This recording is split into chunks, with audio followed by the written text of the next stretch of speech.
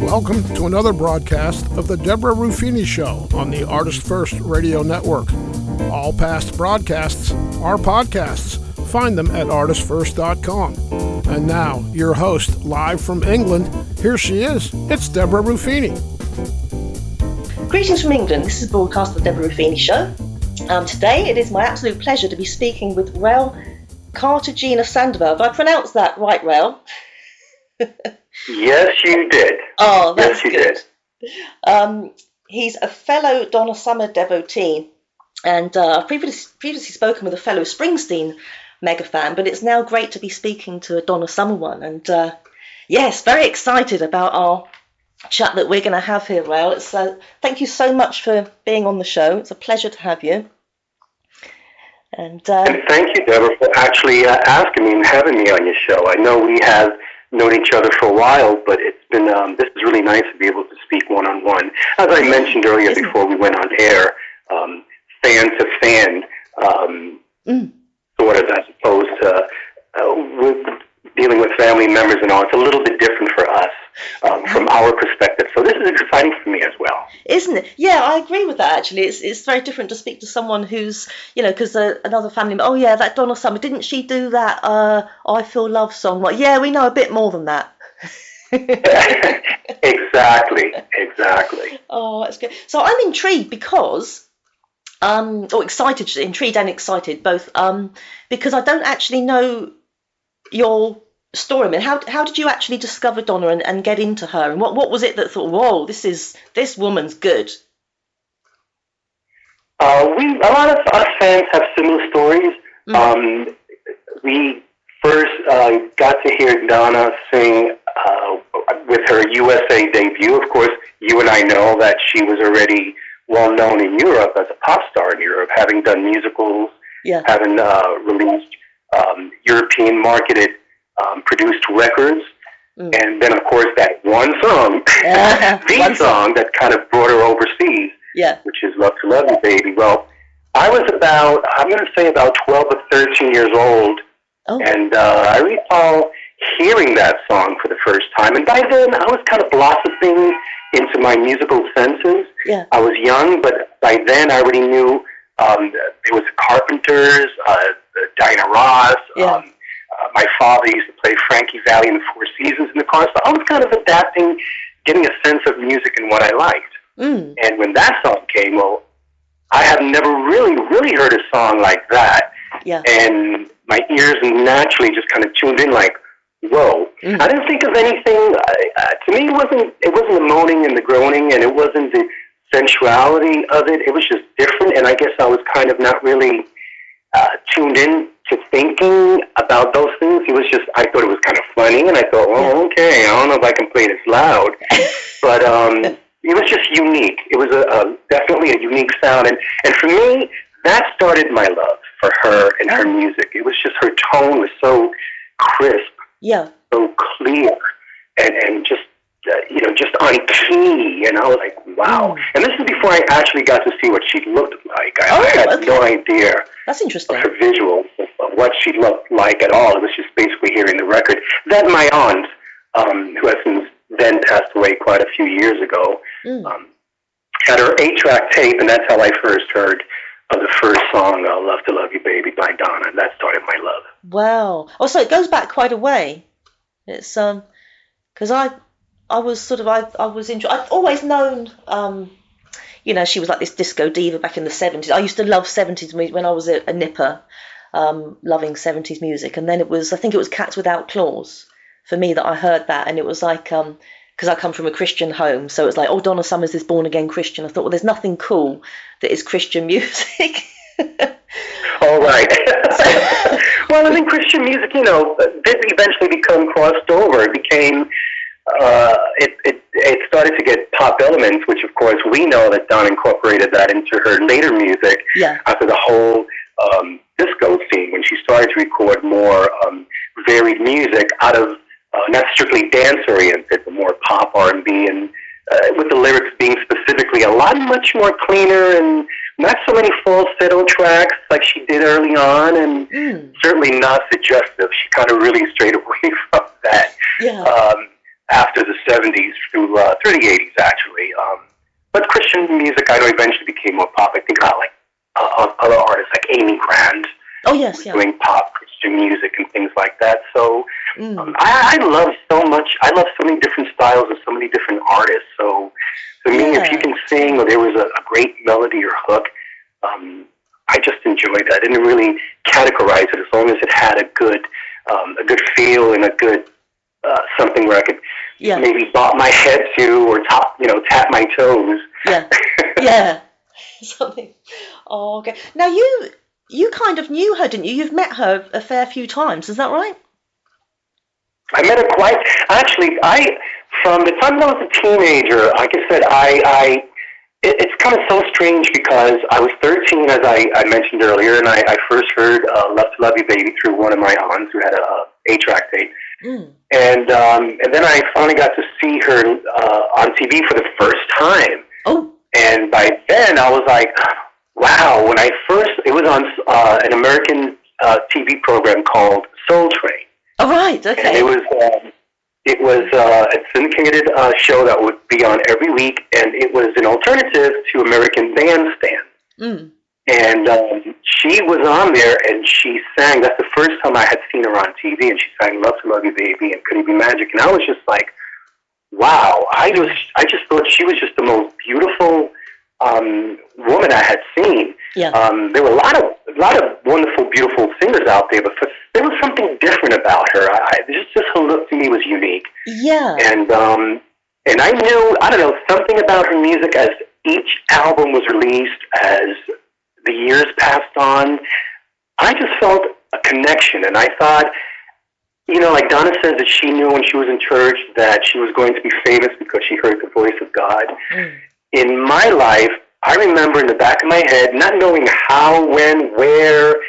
Was it pure fantasy? Was I just being a teenage fanatical person? But I knew somehow that I was going to meet her one day. Oh. That I knew, and I didn't know when or how it was going to happen. Yeah. Here I am in Brooklyn, New York. She's fast becoming a star. Eventually, she became a superstar at that. I figured, I'm going to meet her. I mean, if I'm lucky, I'll see a concert, but she's not going to.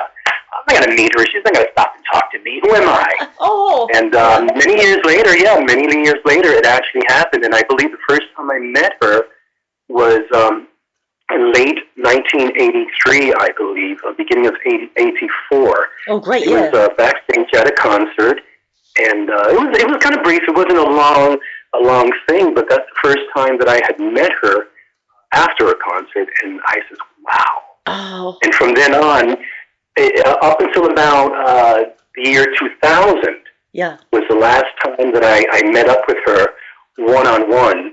Backstage, had conversations. Oh. Every year from 83 or 84, I would see her, meet her. I was lucky to always be allowed to meet and greet her backstage. Right. And so she got familiar with who I was and my name. Her bodyguard was able to, he trusted me. He sensed that I was a good person, that I was not going to be too crazy, or that I was in any way going to cause her any harm, because his job was to make sure that he protects her from certain people. And we got to know each other really well in the sense of that fanship connection. And in 2000 was the last time that I saw her, only because after that, I decided, you know what, I had seen her so many times and been there for so many things, and let somebody else have a chance. Oh, that's I don't want nice. to if I give up my spot, perhaps they'll have a spot, and I wanted to focus more on my life, my career, relationships, and things like that. So I kind of stepped out from being in that inner circle, if you will.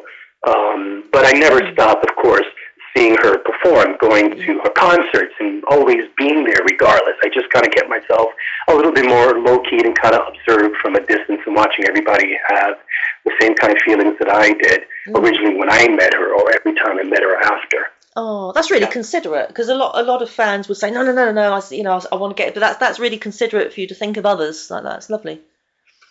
Yeah. Thank you.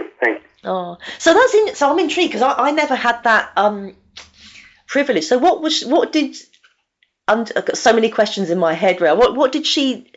Answer away. Yeah, go ahead and ask the questions. I'll answer away. Oh, this is exciting. Yes. So, so how did you feel, and what did she speak first? Did you speak first? What was said? Say the original. Well, I remember the initial meeting. I believe it was in Atlantic City, New Jersey, and it was for the Resort International Casino at the time. Right. And I forgot. Many years ago, so I forgot certain specifics about how I wound up backstage meeting her, but I did, and it was very brief. And I remember I was still kind of young. And I remember having the butterflies in your stomach when you have that you're going to meet someone for the first time, and you're so excited. Yeah. And it's someone that in your mind you always look upon as an idol, as an icon. Like, I'm going to meet my favorite singer in the whole wide world. Finally, it's happening. Yeah. So I was very nervous, but I'm always very self-conscious about myself, about everything, even now. Which I don't know, that's a good thing. I think I've gotten better over the decades, but back then it was about, okay, don't make a fool of yourself. You want to be blinded, but you want to present yourself nicely. You want to be remembered in a nice way and not make a fool of yourself. So I went back there and I said hello. I'm pretty sure, something really small like that, an introduction. And she says, oh, hello. And I just remember there was a warmth. I do not really recall the conversation because I think I was sort of in that fog of wow, am I dreaming? Is this really happening? Yeah. But I just remember feeling at that moment that she was very, very warm towards meeting me for the first time. Yeah. Oh, how lovely. And I suppose she, like any celebrity, knows how to put the fans at ease, because it is a big thing, isn't it? And I expect she was very good at that. She's very good at that. Oh, yes. And she's always said that. She's always felt it wasn't about what people thought she was going to be in her image, and especially early on in the 70s, she felt she always had to live up to this image of the First Lady of Love, type of title that she had to carry early on. Yeah. Here she was just being herself, and she said this many times in interviews, and she liked being herself, and she wanted people to feel comfortable and be themselves around her. And at that point, I think I started to adopt the idea, okay, well, she's well-known, she's famous, but she's a person, she's a human being. And I've taken that ever since I met her with everyone else after that I've met. I know a lot of friends who are actually associated with a lot of singers of the past as well, who are still doing it. And I look at them the same way. I used to buy their records, and now they perform when they do. And if I know them, and I treat them as people, friends first. It's like, oh, I don't overly fawn. I respect their talents. But to me, I just want them to know that I respect them for their hard work, but I treat them as people. Yeah. And she enjoyed that. She always wanted that in her life, to be treated as a person, not as a commodity per se. Yeah. Oh, that's beautiful. That's she always struck me as being quite humble and sort of, down to earth. And it's Yep. I remember the first. So I only went to 2 concerts. I don't. Yeah. So it was. Haven't travelled, but it was when she came to London. It was the Albert Hall, I think, in '87 and 9. I think it was '96 or '95. Being very excited, but that first time, that was kind of, even just being in that building, the Albert Hall is massive, but just being in the same building, it was kind of like... Oh, wow, so that was the first time that you met her at that time? I've never met her, but just going to see the concert. You never did? Oh, never wow. Got to meet her, never got to meet her. Real shame, but I remember just being in that. I know. I'm sorry, I'm over here, Deborah. I'm over here bragging. Oh, well, I from 1983, 84 to 2000, and I don't mean to sound that way either. I'm just hitting you with steam coming out of my ears and getting redder and redder. That's all. I'm just, I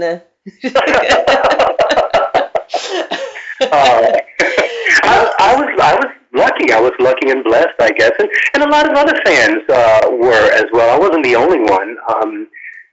For us, At that time, as you know, she had changed her life drastically. Her sound, her imagery had changed. She left Casablanca. She was now with Geffen. So she definitely had become a different person, more of herself, more of a spiritual self for sure. Yeah. So, at that time, she was she was just a lot calmer. I think there was more accessibility to her.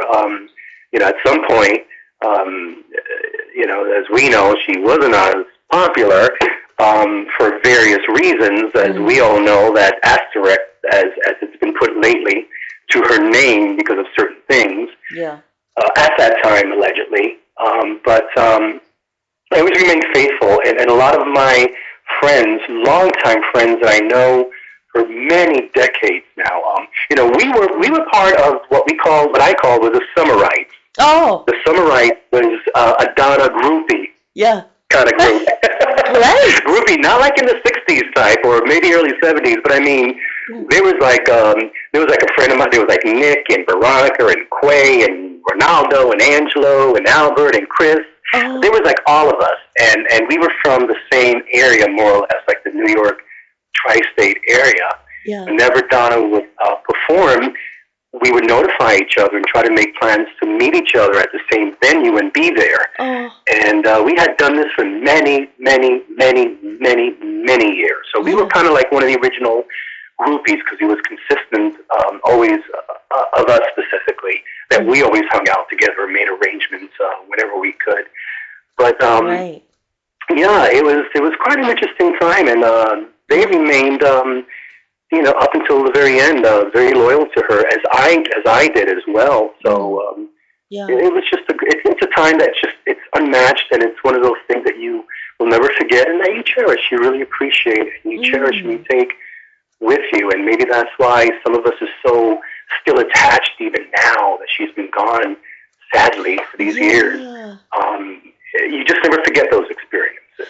You can meet a lot of celebrities, but there was something about her that was just, I don't know, it's just unique. It was in her voice. It was, when you saw her, and she took many, as we know, many beautiful pictures. Her album covers were gorgeous. Her publicity photos were gorgeous. But when you met her, and I think Bruce had mentioned this before on several interviews, that when she walked into a room, there was like a light about her.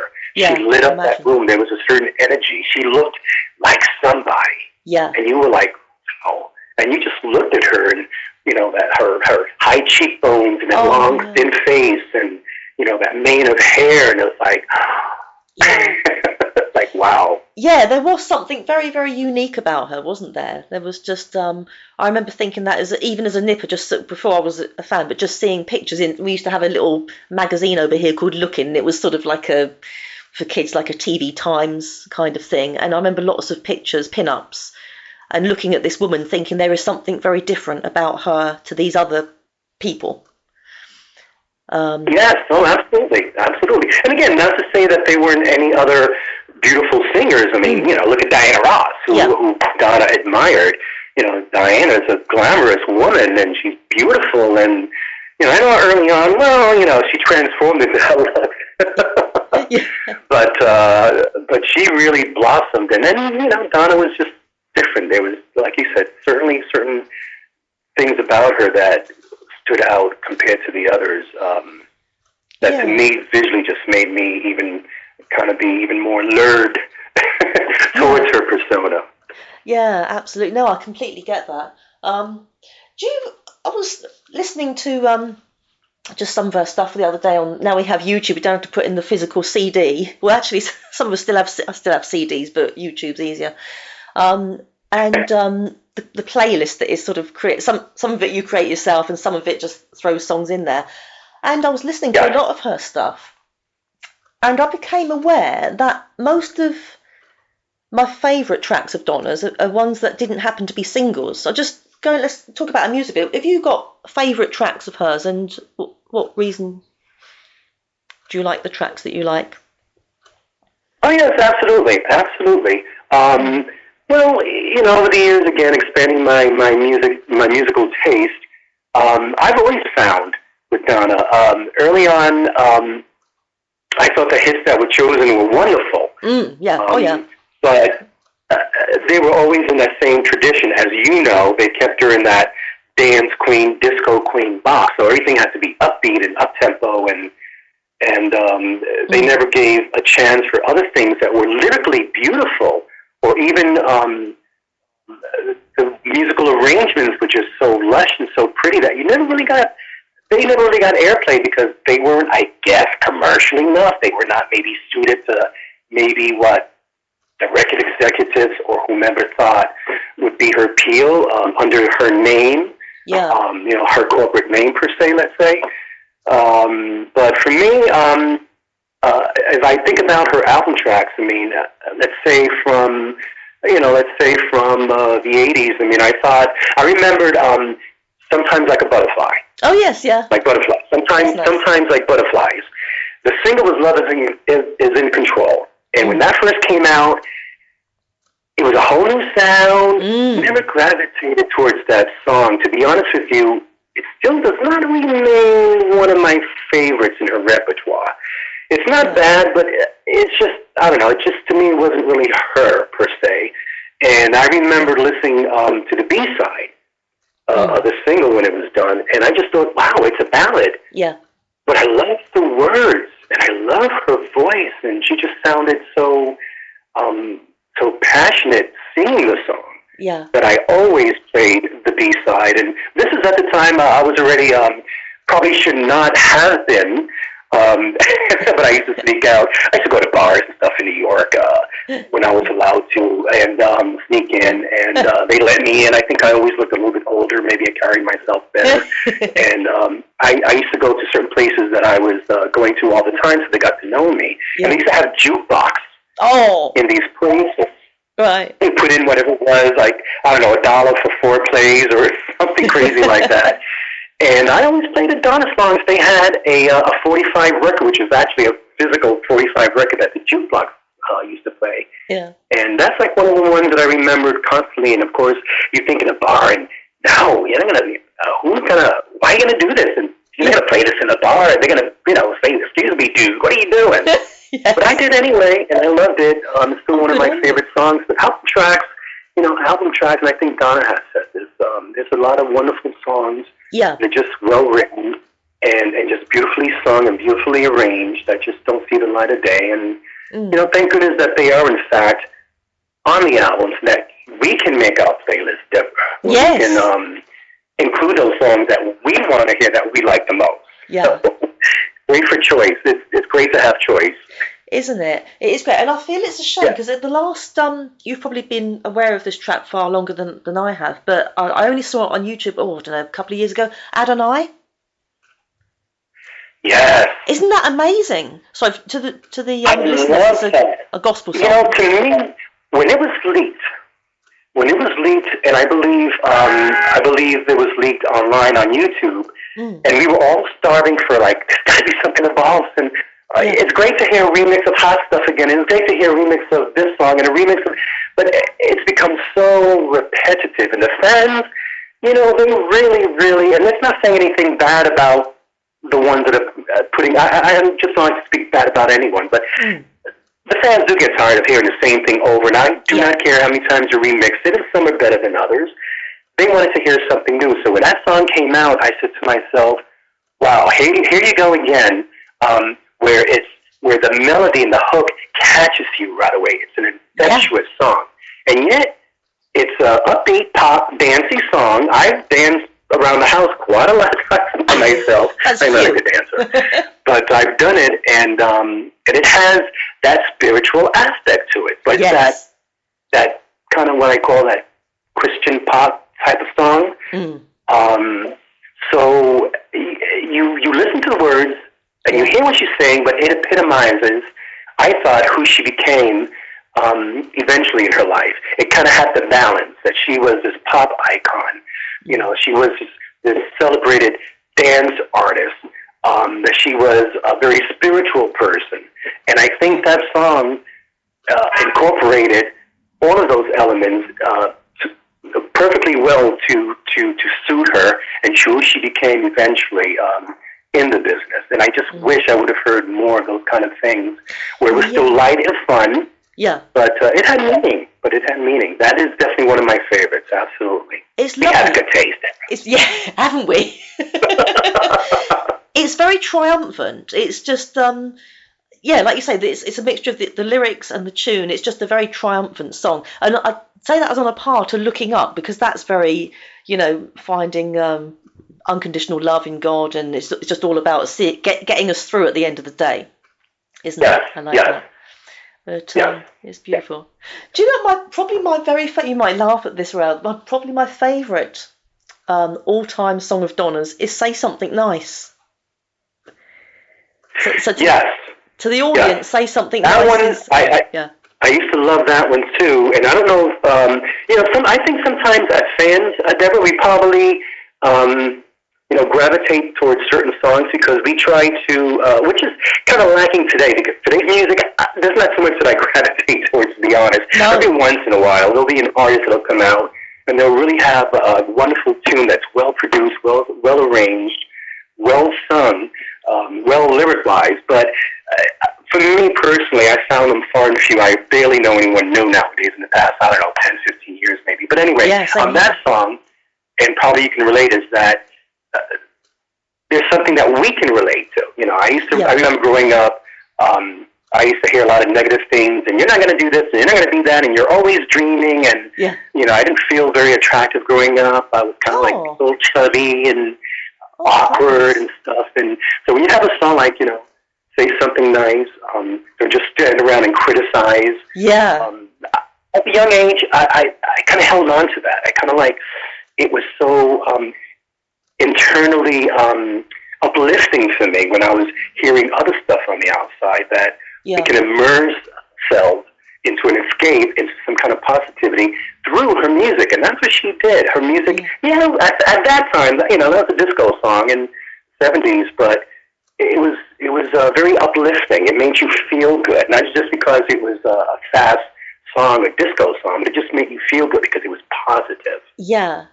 Isn't it? That's quite an interesting song, actually, because I think a lot of us have been in either negative or abusive relationships, whether it's been with a partner or family member or friendship. And it's quite an interesting song, because most songs that are a bit like Adonai, upbeat subject matter, most songs that are a bit low seem to have quite slow tunes, but Say Something Nice is kind of punchy and saying, no, stuff you, I can get through this, it's your problem. Yeah, exactly. And who knows, at that time, we know that even though I know her concept of it, that she had written the concept album for it to be like something that she wrote for her daughter, Nene, at the time. Oh, yes. What I remember hearing in interviews. But I know at the time she was probably with Peter, Moldorfer. I know soon after him she went with someone else. I'm wondering, while in the context of still creating an album a fairy tale album that children can listen to, how much of it subconsciously was maybe related to her life as well, because she did write from experiences in all her songs in many ways that she can relate to, which is what made her such a great singer, because it was her songs. It was her lyrics, or co-lyrics on many. So she just didn't sing just to sing. She sang it because she knew what she was singing about. Yeah. So a song like that, it was probably relevant in her life to many things. Strip away the dance music and all, and there's probably a deeper meaning there. Absolutely. Yeah. And in a sense, it's kind of poignant, isn't it? Sort of having like the Once Upon a Time album, having a fairy tale album where you can sort of lose yourself if there is bad stuff going on. You sort of use yourself into this fantasy world. So it kind of it makes sense, really. It's great stuff. But yeah, all of it. And we know, you and I know, that's what disco did. Disco music at the time, early on, it was an escape. It was escapism. It was fun. It was upbeat. It was happy music. All the songs were about love. They were about making love, or just spreading love, or they were just all about love. And that was such a wonderful thing. Today, it's all about, do me, and, smack my ass. And, it's just raunchy and horrible today. And, don't get me wrong, every once in a while, I've expanded where I can listen to, some songs that have those kind of lyrics or kind of risque, and I think they're kind of fun and funny. But I can do it more than maybe a few tracks, if any. But no, back then it was just so much more innocent and really that escapism, and that's what made it unique. And all her songs, as I'm sure you could say the same, feel the same way as I know many fans. They kind of is an escape. You kind of emerged into them and just kind of just feel the world off, and they just consumed you in a very positive way. It was definitely an escapism. Yeah, isn't it? Yes, and actually, going back to that album, there's a lot of just thinking of actually probably the majority of the album. A lot of them just sort of the song doesn't stop and the next one starts. It sort of fades into the next one, doesn't it? That's quite clever. A lot of it happens on that album. Yeah. Yes.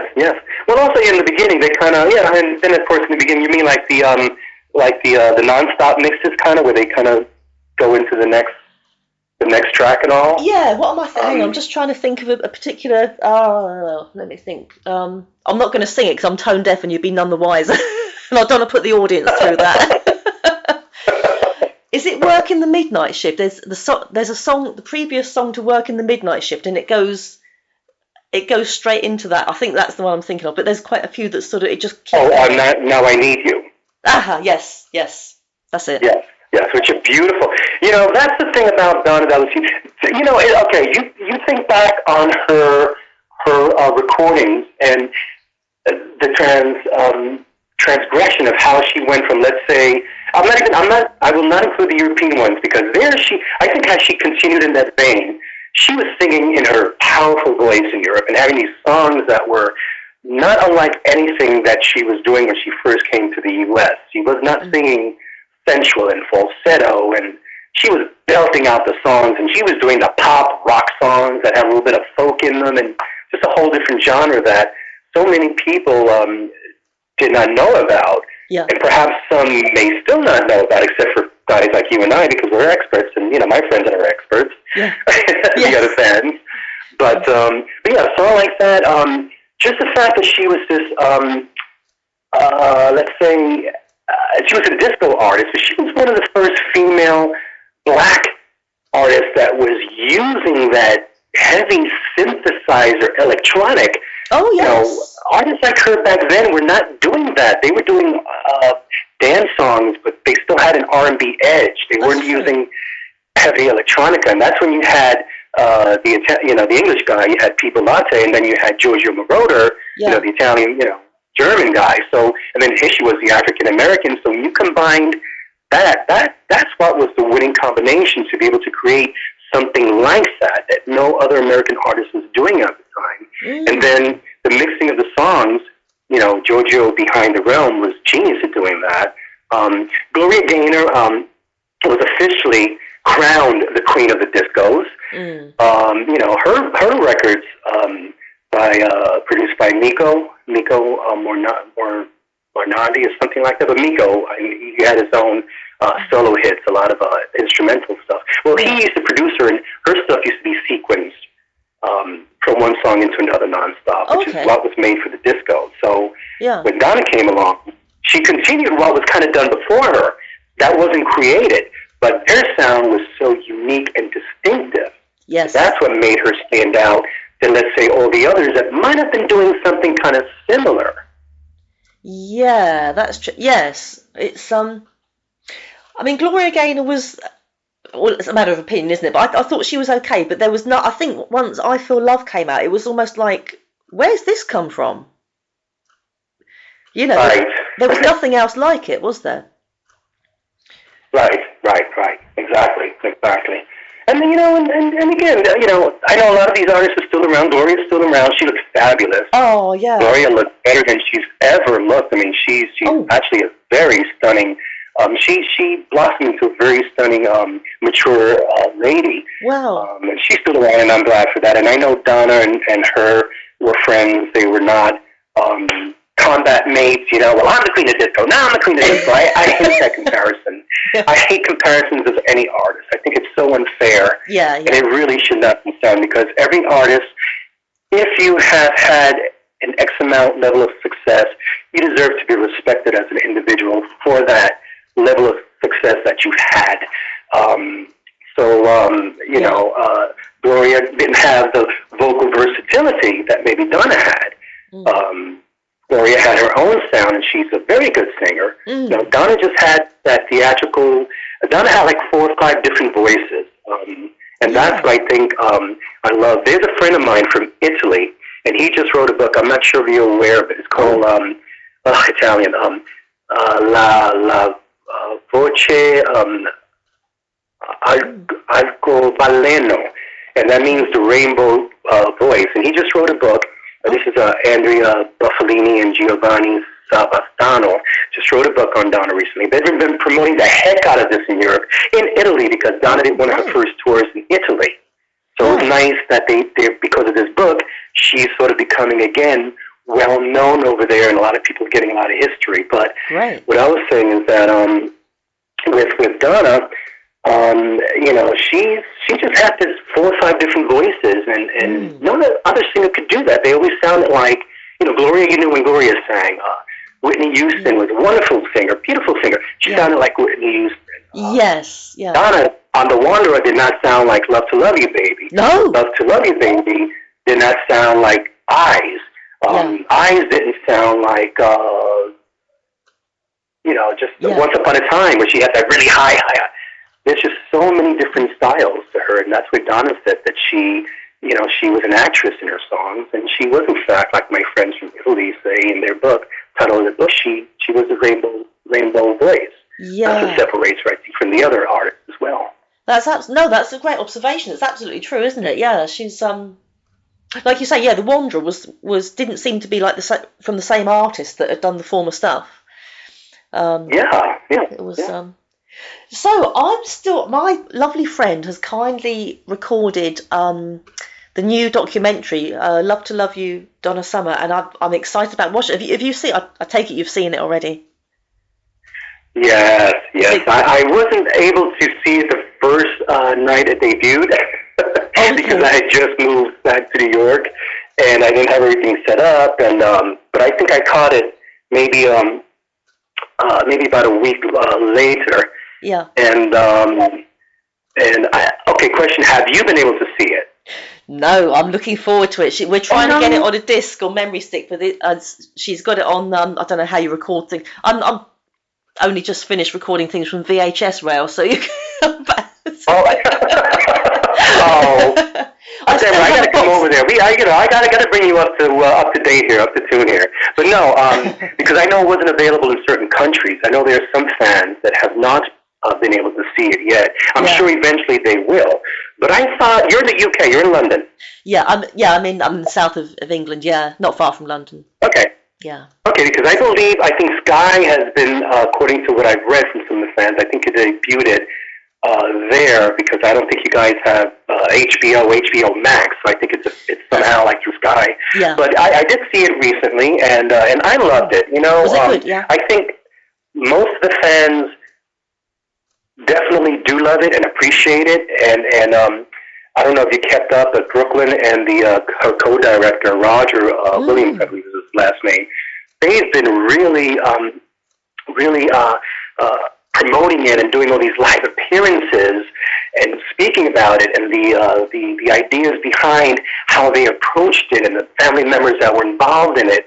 Mimi's husband, Donna's daughter, Mimi's husband Rick, who kind of put it all in together as far as all these tapes and kind of categorize it properly to make it make sense in a way. So there was a lot of involved, and some fans are like, well, I wish they would have said this, or I wish they would have shown more of that, or I wish they would have asked about, how was this record done, and where are these gowns, or maybe, just more stuff related to her singing and her songs and the superstar status. But they wanted to show something that was more away from that, because you've read about it. You've seen her in interviews. You've seen concert clips. Yeah. You've heard JoJo talk about songs. So to me, it would have been repetitive, because those things are out there if you seek them. That's true. That's good. This was something that we didn't see about her. We didn't know these things about who she was inside, and that's the difference. And that's why I think this documentary, I love it because of that. Oh wow! Oh, that sounds good. I'm looking for. Yeah. Yeah, I haven't known what to expect, but it sounds like a good one. Yeah. Well, that's great. Yeah, sort of Oh, yeah, inside. absolutely. Sorry, I didn't. No, go ahead. Sorry, I didn't catch that. What was that you said? No, I said absolutely. Yeah. Absolutely. Yeah, it's quite long. It's a couple of hours long, isn't it? Is that right? It is. It's almost 2 hours long, but for me, it did not feel that way. No. Because there were things that I have never seen between the photographs, the behind-the-scenes video of her, without her gowns, without her makeup on. I mean, just things that is so the opposite of what I mentioned has been out there in the public for years on YouTube. The glamour side of her is out there. Yeah. But this is stuff that you didn't get to see, so this was a nice change. And allegedly, I kept hearing on Brooklyn saying that there was about 8 hours worth of stuff, but it's HBO. You've got a limit. They don't own that company. They had to work within the limits and whatever possibly that HBO wanted and expected, and they had to work with other people. It's not just based on them as family telling a story. They have to work with other people. It's a business. I think some fans that demand or want more in some cases, as in Donna, they always wanted more of Donna. It's not just the artist itself. It's a lot more involved, and you have to kind of respect and appreciate some of the work that goes into it that you may not know about. And I think Brooklyn and Roger did a wonderful, wonderful job to, even me, as much as I met Donna, seeing these things about her that I never seen or that I didn't know, I always found a lot of things that was very interesting. And again, most of the fans do love it. It's a handful that I didn't like it, or it was a mess, or just negative stuff. Because maybe they just want the attention. Maybe they just refuse to be constructive in their criticisms. I think if you're going to be, if you're going to be honest, and you have a right to an opinion, but it should be constructive criticism. Yes, we live in a world where you're going to say something negative, start it off with something positive, or finish it with something positive. I think that's a very grown-up, intelligent way to be. But if you're just like, then you know what? You're just like a baby, so go sit down, It is. No, that's right. But isn't that the internet? It is. It's like it sums up the internet perfectly. You have to excuse me. I know my sense of humor is a little bit crazy. I'm kind of animated a little bit. But. That's funny. That makes me. That is. No, you're absolutely right. Go and sit down. You're a baby. Yeah, it is. And sometimes people need to be told that as well, don't they? No, it's true though. Yes. Like I said, everyone's right. I absolutely everyone. I'm involved in a Facebook website. That's not my page. I'm one of the administrators, and I try to encourage people to be respectful. Yes, you can have an opinion. You don't have to like everything. I didn't like everything Donna did. I did not. I'll be honest. I'll be lying if I said I did. I love most of it. Some I didn't care for. But I'm not going to only be negative about that. I will always find something good. Yeah. Maybe there was a look. Maybe that gown was great. I didn't care about her hair. Or maybe I'll say, her hair looked great, but makeup, what you got? I can say that, but at least it's constructive. Yes, that's the best way to be in life, because you have to be. I think it's just a healthy way to be. Absolutely, and a lot of stuff is personal opinion. I mean, personally, I'm not a great fan of Last Dance, but I appreciate that the vast majority of fans probably do love it. And something I may think is brilliant, the other fans may not.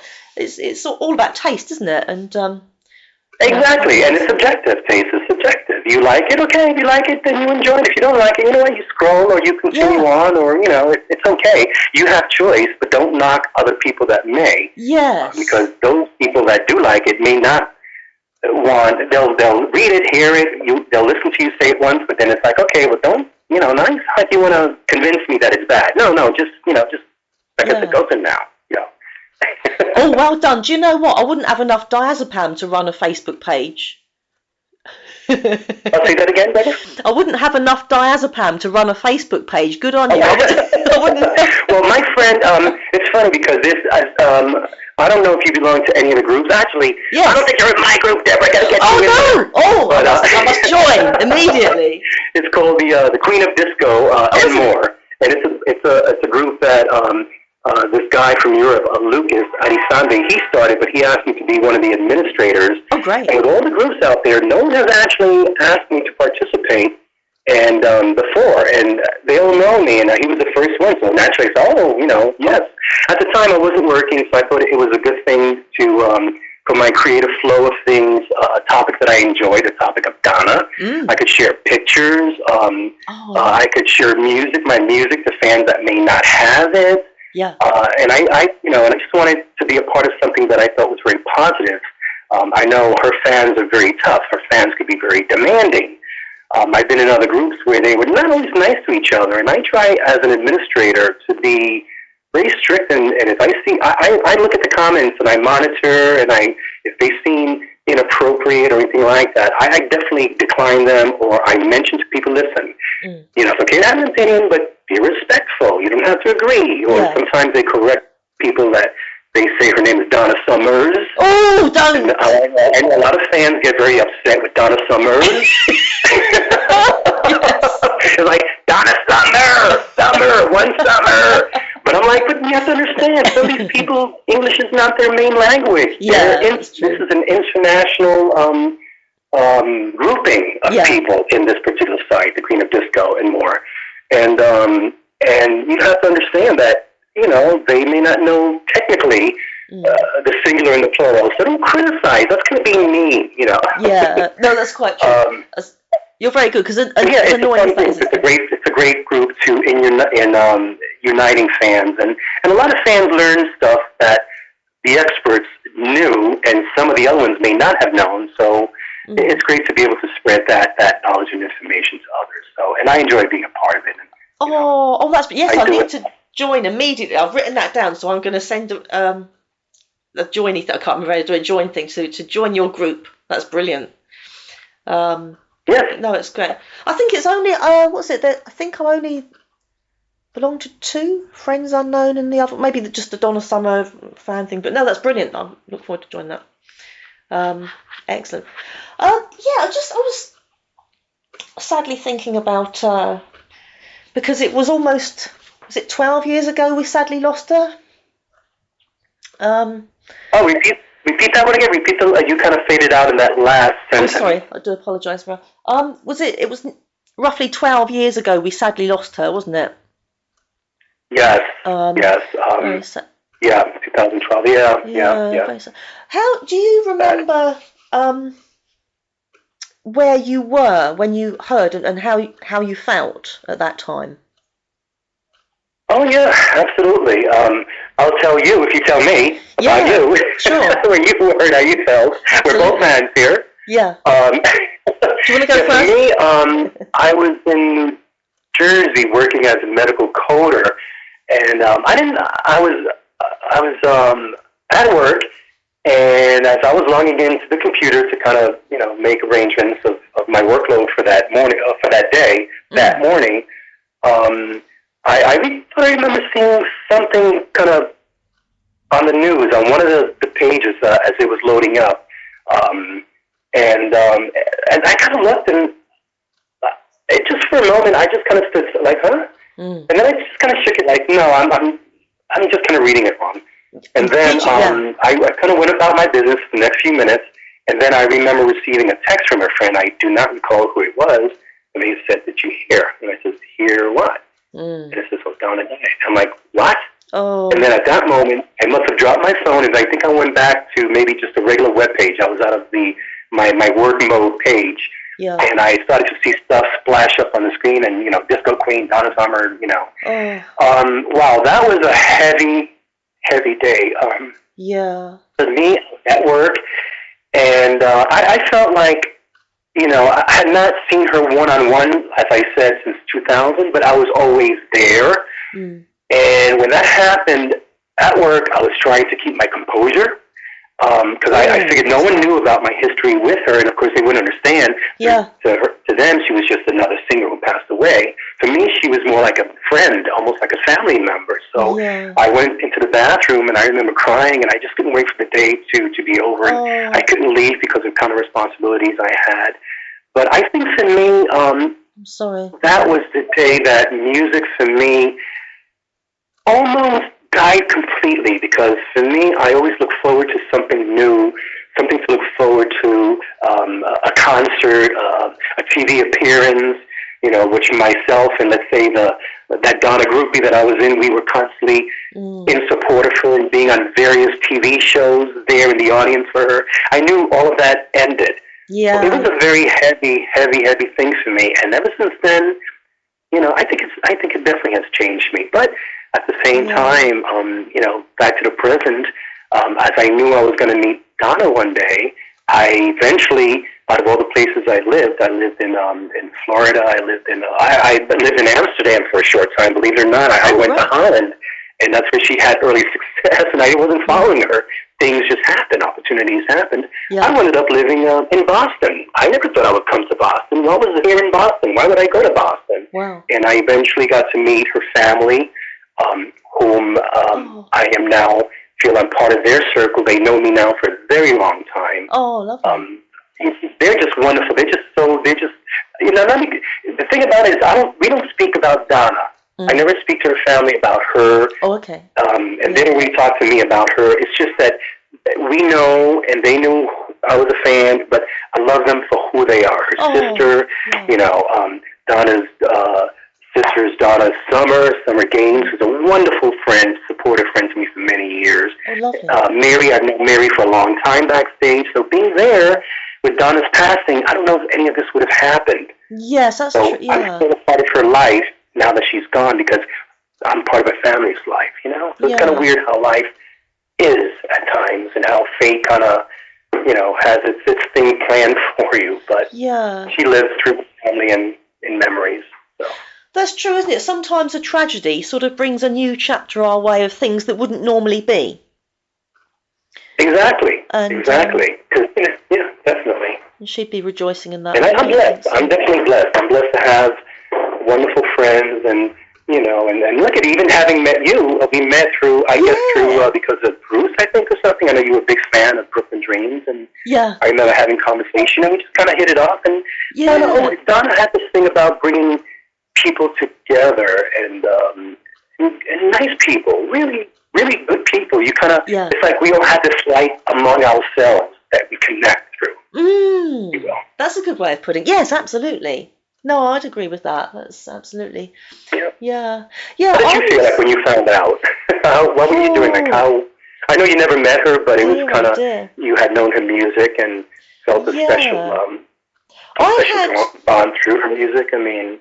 Yeah. I'd sort of been ridiculed at school a bit because all the girls were into Duran and Aha and these groups that I didn't understand. And I like them too. Yeah. I had Donna Summer Tipp-Ex on my pencil case, and cause back then you couldn't buy anything. There was no internet. You couldn't go on, and it was that time, sort of 84, 85, when over here there was nothing, in any of these smash hits or papers or anything. But I'd sort of, I sort of grew and grew as a fan, as in sort of the lack of stuff that was coming in, I sort of made up for in growth. Do you know what I mean? Right. And better late than never. Better late than never. So I was, at this time, I was dating a guy in the attempt to become straight. He was he was a very sweet chap. And this was, it was May 2012. And he phoned from work, and I was here in my house. And he said, "Do you know Donna Summer's dead?" And he used to speak quite as fast as I do. "Do you know Donna Summer's dead?" And I just heard this garble, but at the same time I didn't feel very good. I said, "Sorry." He said, "Do you know Donna Summer's dead?"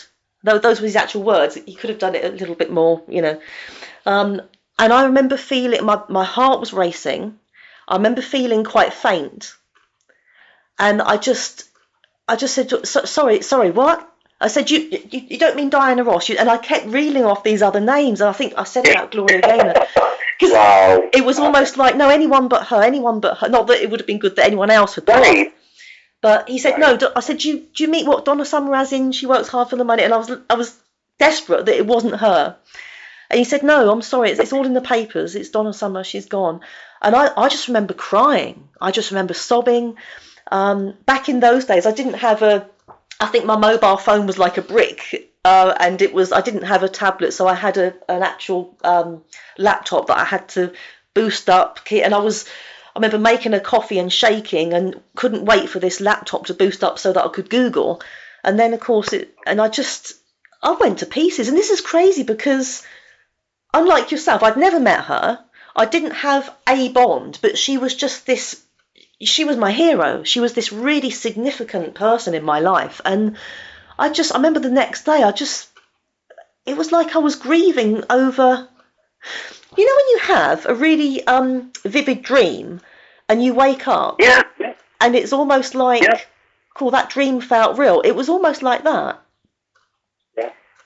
And no, absolutely. I understand totally. And that's the thing, Deborah, that she has had kind of an impact on a lot of people, a lot of fans. Yeah. It's different for the family because that's their mother, that's their sister, that's their aunt, and it's very, very emotional for them on a whole different level completely that we cannot relate to. But for us, it was a great sense of loss. And it's funny because I used to kind of make fun at, I don't want to use that word, not make fun. I could not relate to when a singer passed and I see people boohooing and, on TV, and I'm like, well, they're not your relatives, so, I understand you like the music. I didn't understand that until it happened to me, and then I got it. And then, of course, after her, we lost so many iconic, legendary, talented superstars. I mean, Michael and George and Prince and Whitney and Natalie and Aretha. Oh my God, it's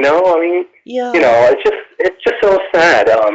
And all these folks are gone, and you think about the few that are left behind who are really up there in age. Yes. Thank goodness they are. Thank God they're still with us. But there's only a handful left, and that's why a lot of my friends who are performers, I respect what they do. They're still doing it. They're just doing it, and they're up there in age, and they're not as commercial as far as superstardom that they were maybe back in the 70s or early 80s. But, I respect them, and I love them, and I choose them over any of the new artists. Oh, yes. Today. Yeah. No, I absolutely get you. That absolutely makes sense. Yeah, it's not, they don't make them the same now. They don't make them the same. No, they don't. They don't. Yeah. And then I wanted to ask you, what your opinion is, because, this is something I know we're probably running out of time. I don't want to hog up all the time. Yeah, that's what we're doing. But I'm just having so much fun with you. It's like a nice casual conversation, and it's so nice. So once again, I have to thank you. This is quite wonderful.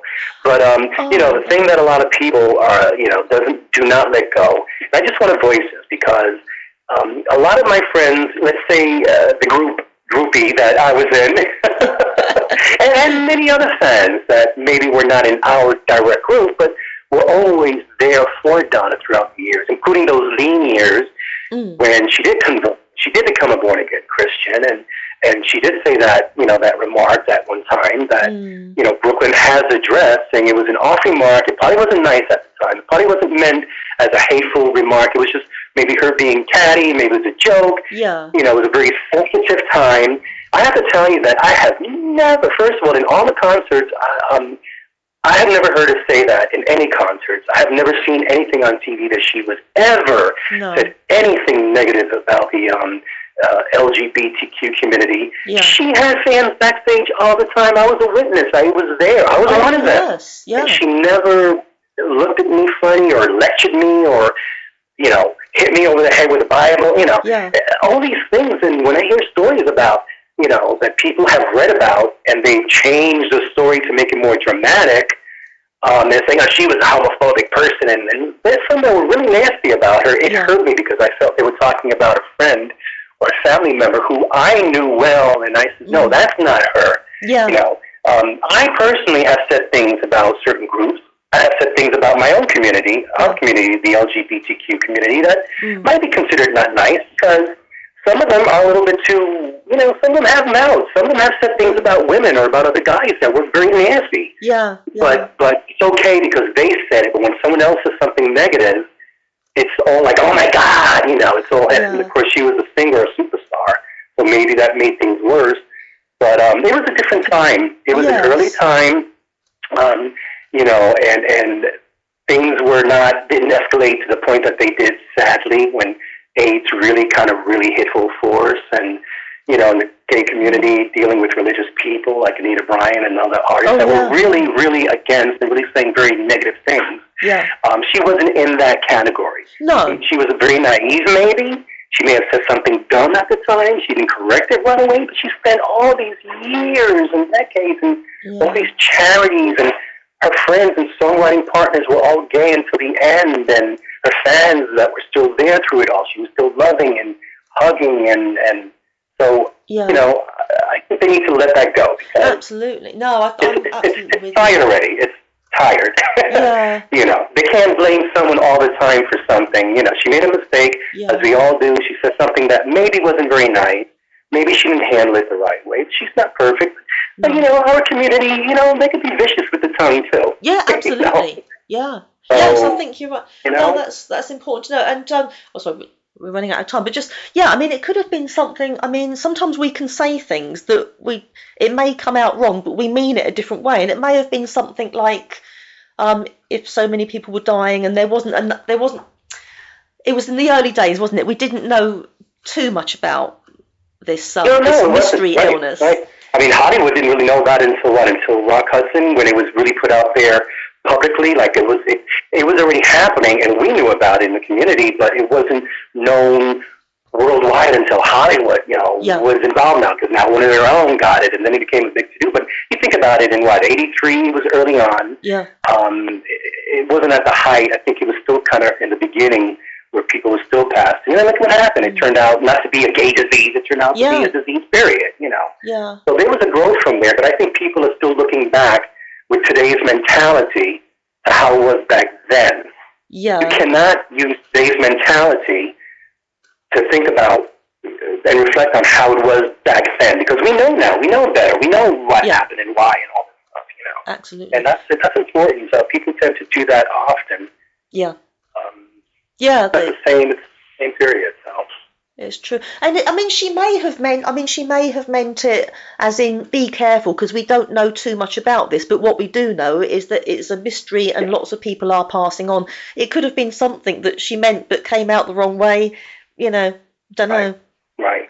And she was a heterosexual woman. I don't understand why the gay community, the LGBTQ community, it doesn't matter if you're an icon, it doesn't matter if you have a lot of friends. Yeah. When you're straight, you have a different mentality. You cannot relate to us in every way in the full capacity. Yeah. So, saying something like, well, God made Adam and Eve and not Adam and Steve. Well,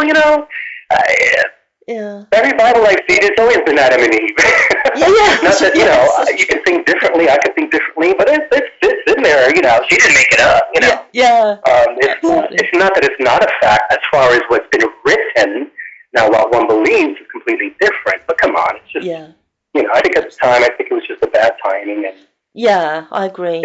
I think it's... People were very sensitive, understandably so. People were sensitive for the right reasons, but I think they took it too far. But she spent all the rest of her life proving through her actions that she was not that person by still being friends with, known gay artists and writing with them, and her fans that remain loyal. So, I think it's time to kind of let that go, and a lot of people have. Thankfully, a lot of people have. You still have a handful that just cannot budge, and they're missing out, right? So. Yeah, absolutely. Oh no, honey, it's been great to chat with you, dear friend. Thank you so much for being on the show. It's really appreciate you sharing of your love for our wonderful Donna and your experiences. It's such a blessing. Thank you so much, Deborah. It was fun chatting with you, and I hope I made you giggle a couple of times here and there, because I like to do that. So, and I hope we can do it again, even if it's not on the air.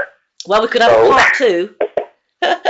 Oh, thank you. Who knows? Maybe one day if you ever come to the U.S., you come to the New York area. Or hey, I haven't been to Europe in quite a long time. I'm definitely due.